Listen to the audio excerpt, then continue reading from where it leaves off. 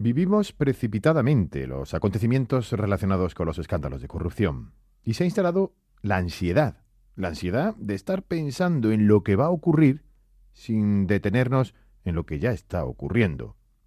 Cuando aparece o se desvela una novedad, informe de la UCO, de la Unidad Central Operativa de la Guardia Civil, decisión judicial, citación, ya rápidamente comenzamos a pensar y a hablar de lo que queda por venir, de lo que vendrá, y si será o no será más escandaloso, pero sin masticar, sin estudiar, sin reflexionar lo que ya está pasando.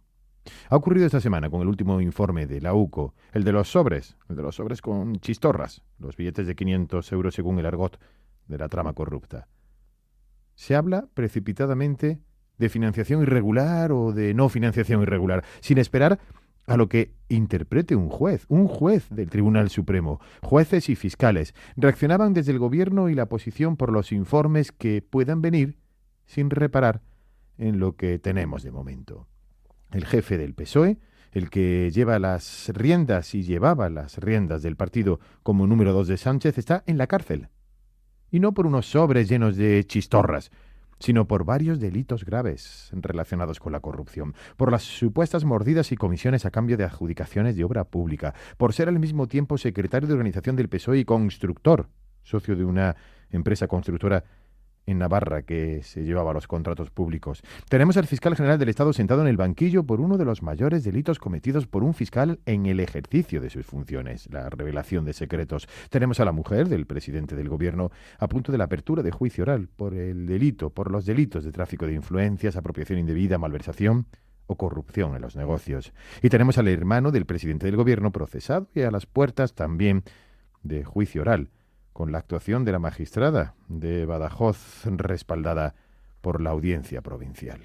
El caso Hidrocarburos en la Audiencia Nacional, el caso Ábalos-Coldo en el Supremo, con esa pieza separada sobre la adjudicación de obra pública y supuesta financiación del PSOE que tiene abierta el magistrado del Supremo, y todo acompañado de una cuestión, la cuestión moral, ética, y que más daño hace al Partido Socialista, reconocido por ellos mismos fuera de micrófono: el uso de la prostitución, el dinero público utilizado para pagar favores sexuales y puestos de trabajo en empresas públicas.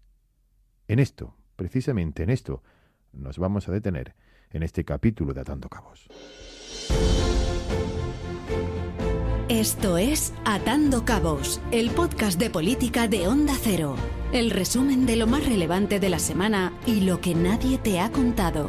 Las negociaciones políticas, las conversaciones fuera de micrófono y las decisiones de Moncloa, de los partidos políticos y de los jueces y tribunales. Atando Cabos, Juan de Dios Colmenero. La prostitución relacionada con la trama de corrupción.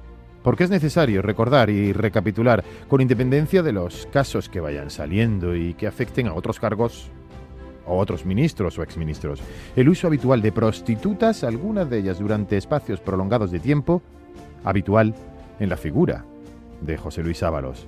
Los audios con Coldo, su ex asesor, en los que hablaba de las mujeres con las que quedaba un fin de semana sí y otro también, han venido sacudiendo los cimientos del gobierno. El propio Pedro Sánchez expresaba su rechazo a este comportamiento. Es uno de los asuntos que más ha afectado y que sigue afectando al gobierno y al PSOE. De Jessica a Anaís, pasando por Miss Asturias, la vida privada de Ábalos que salpica a lo público en el momento en el que se paga con dinero público y con puestos de trabajo. De Ábalos al caso Coldo, que seguirá haciéndolo. El episodio más llamativo de esa vida paralela de Ábalos, que ha afectado de lleno a la investigación, ha sido el concerniente a Anaís, una actriz porno que se encontraba en el domicilio del exministro el pasado 10 de junio, cuando fue registrado, y cuando agentes de la UCO se personaron en la casa del exministro. La mujer trató de ocultar en su pantalón un disco duro que pretendía sacar del inmueble con la excusa de pasear al perro de Ábalos, pero la Guardia Civil rápidamente descubrió sus intenciones y logró interceptar ese disco duro en el que existen y se siguen investigando conversaciones relevantes para la trama.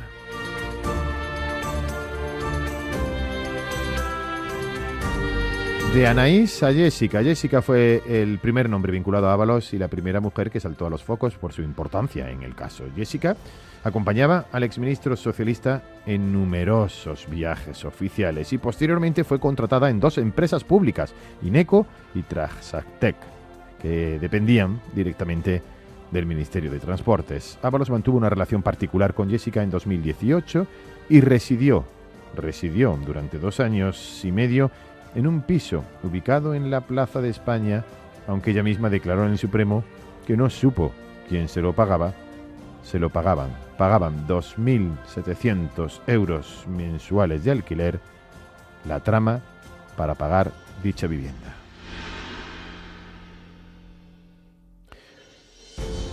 Fue el caso opuesto a Claudia Montes, Miss Asturias 2017, quien en su comparecencia destacó que pidió ayuda al exministro, que fue ella la que le pidió ayuda para encontrar trabajo y que lo consiguió.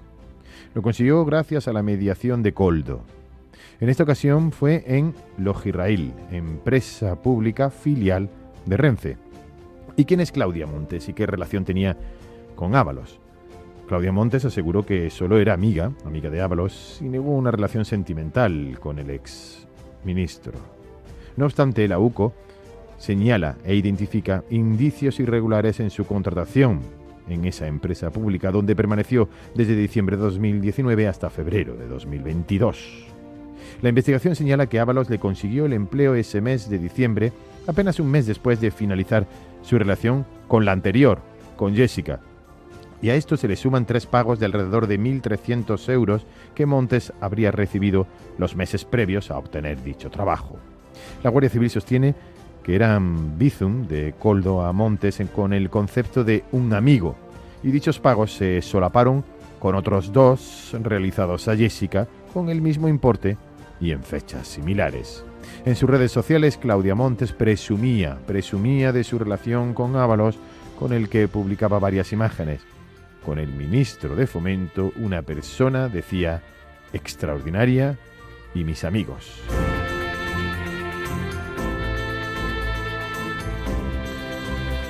Y Andrea, pareja de Ábalos, por último, otra de las parejas sentimentales que fue contratada en otra filial de Renfe. Andrea fue la que explicó cómo fue testigo una vez que ya estalló el caso y que se conocieron las grabaciones, cómo fue testigo antes de que el asunto afectara de lleno a Santos Cerdán, como Santos Cerdán le ofreció a Ábalos pagar su silencio.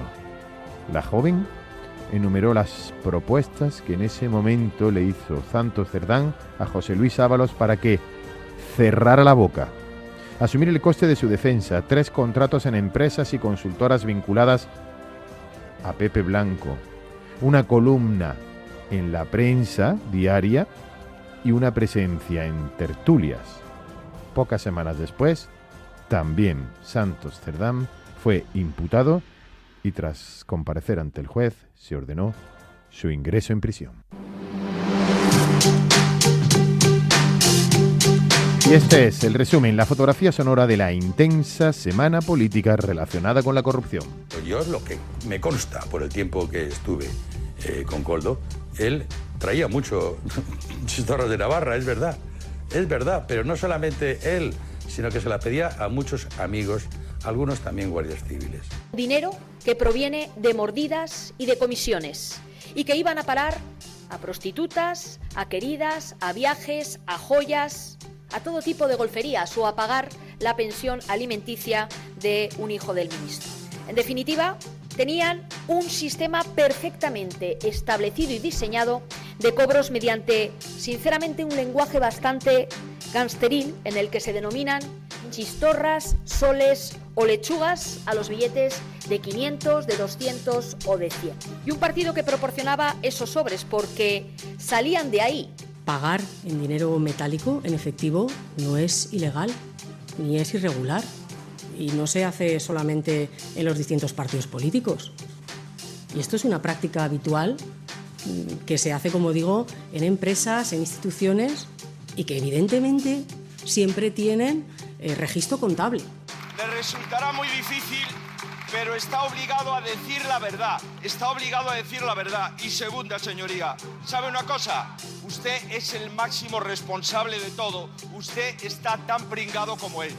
Léase la página 28 del informe y verá que sus acusaciones son absolutamente falsas. Elija bien sus batallas. Elija bien sus batallas, señor Feijóo, porque para sobrecogedor, el Partido Popular. El PSOE, dice usted, no se ha financiado ilegalmente.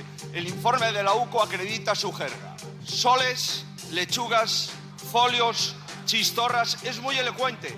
En el año 2020, 295 cuentas bancarias a nombre del Partido Socialista, sin incluir en su contabilidad.